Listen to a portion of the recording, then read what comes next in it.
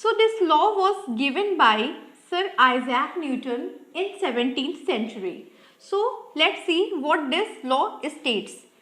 Newton's first law states that if a body is at rest or moving at a constant speed in a straight line, it will remain at rest or keep moving in a straight line at constant speed unless it is acted upon by a force. इसकी meaning क्या हुई? Suppose इसका मतलब ये हुआ कि अगर आपको एक बॉडी है, ठीक है, सपोज ये आपके पास एक ब्लॉक है. अब ये ब्लॉक मूव तब तक नहीं करेगा जब तक इस पे कोई फोर्स लगाया जाए. It will stay in a rest position until and unless we exert a force on this body. तो इस पे हमने फोर्स लगाया तो ये मूव करेगा और ये मूव होके इधर यहाँ इस प्लेस पे आ जाएगा. बट अगर हम इस पे फोर्स नहीं लगाते हैं तो ये अपनी पोजीशन पे स्टेड रहेगा. ठीक है. सिमिलरली सपोज अगर कोई कार है, ठीक है, कोई कार है और वो एक कांस्टेंट स्पीड से मूव कर रही है, सपोज 40 किलोमीटर पर आवर. इस स्पीड से वो मूव कर रही है in a straight line in same direction. तो ये इसी स्पीड से एंड इन सेम डायरेक्शन ही मूव करेगी अनटिल एंड अनलेस इस पे कोई फोर्स नहीं लगाया जाता और अगर ये इस गाड़ी को कोई एक्सेलरेट नहीं करता है तो ये उस सेम डायरेक्शन में मूव करेगी. तो एक बार इस डेफिनेशन को फिर से देखो.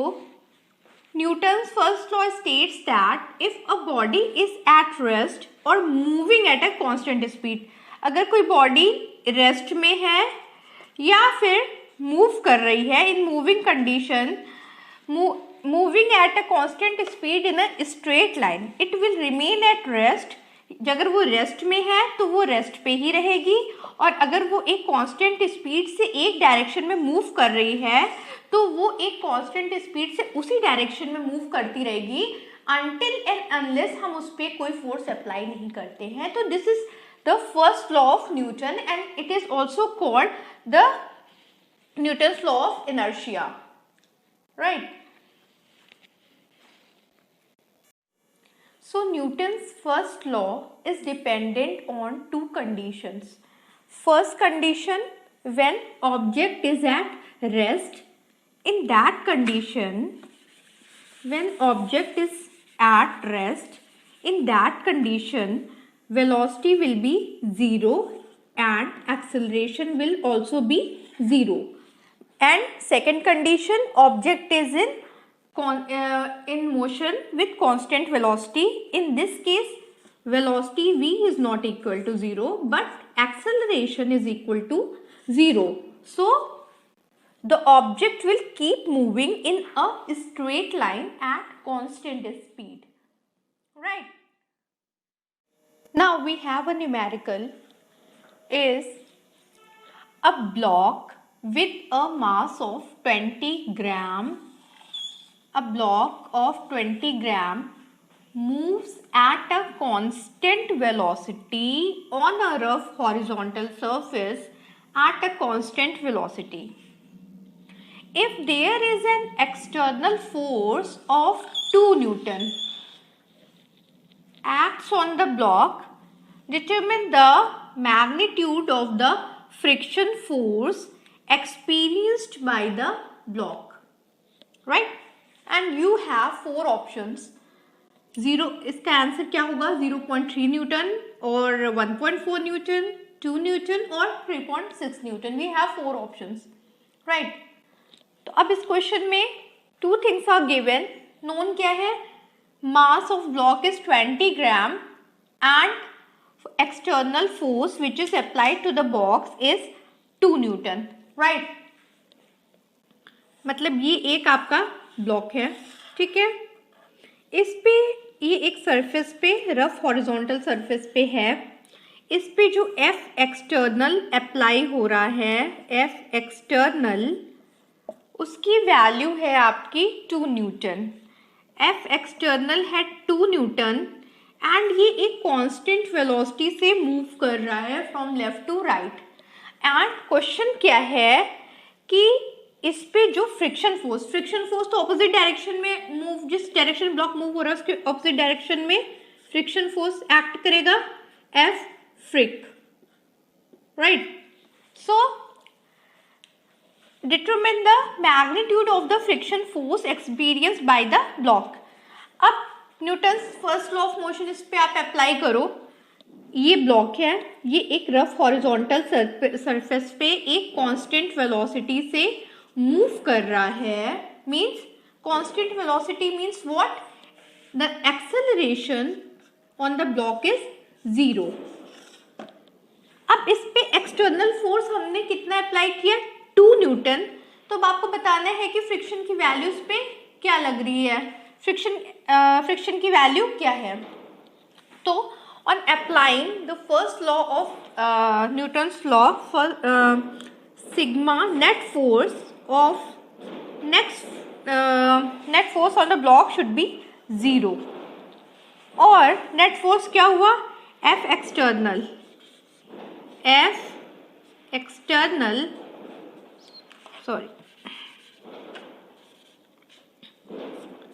net force F external minus F friction should be 0। यहाँ फ्रिक्शन में निगेटिव साइन इसलिए अप्लाई किया क्योंकि फ्रिक्शन हमेशा ब्लॉक जिस डायरेक्शन में मूव करेगा उसके ऑपोजिट डायरेक्शन में एक्ट करेगा। So F friction is equal to F external and F external हमको क्या दिया हुआ है? एफ एक्सटर्नल हमको दिया है 2 newton. So F friction is equal to F external is equal to 2 Newton. So our right answer is 2 Newton. So the answer of this question is 2 Newton, right? Now move to the next example. Now we have another example.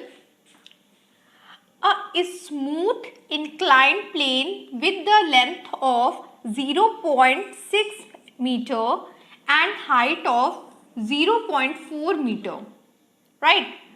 A block with the weight of 1350 Newton will move upward using the inclined plane.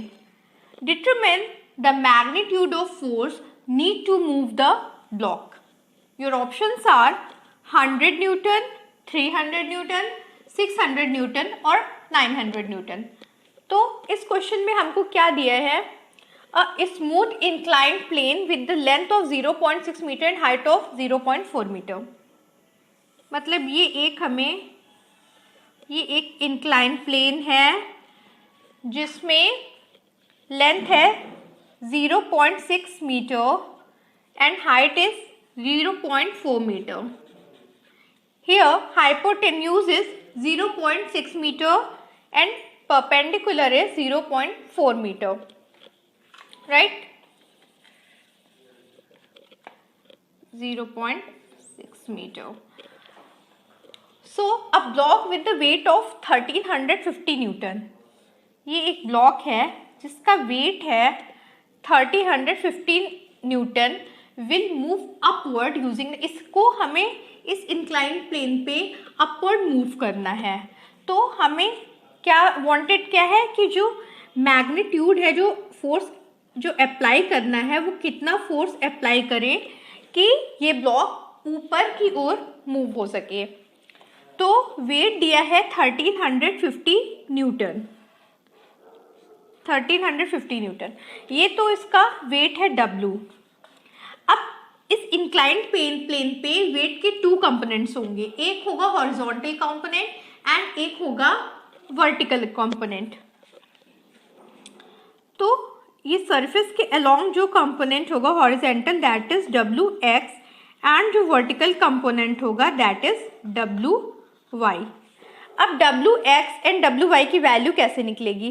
तो सबसे पहले हमें इस question में दिया है hypotenuse की value 0.6 metre and perpendicular is 0.4 metre, तो we can have sine theta. हम साइन थीटा की वैल्यू निकाल सकते हैं। Sine theta is equal to 0.4 upon 0.6 और 2/3। साइन थीटा की वैल्यू हो गई 2/3, राइट। तो ये एंगल थीटा है, तो इसमें आप देखोगे कि जो ये एंगल है ये भी थीटा ही होगा। क्यों होगा? दिस इज थीटा, ये 90, ये 90 माइनस थीटा, तो ये एंगल जो होगा वो भी थीटा होगा। तो जो वेट का हॉरिजॉन्टल कंपोनेंट है Wx, that will be W sine theta, ठीक है। W साइन थीटा होगा। W की वैल्यू दी है 1350 Newton and sign theta is 2/3। तो वेट का जो हॉरिजॉन्टल कंपोनेंट होगा उसकी वैल्यू कितनी होगी?